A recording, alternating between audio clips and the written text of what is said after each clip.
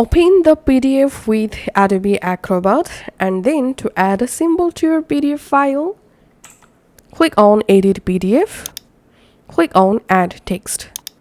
Now click on the location where you want to add a symbol. Now click on your computer search bar and open Character Map. And here we can see Character Map open. Now you can scroll down and find out the symbol that you want to use in your PDF file, or you can just enable advanced option, and here click on the search box and search for the specific symbol to use. So in my case, I'm selecting the at the rate symbol and clicking on select. Once the character or symbol added in this box, click on copy. Now close this character map.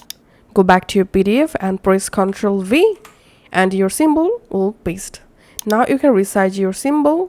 You can select it, and from this text size you can just go ahead and resize.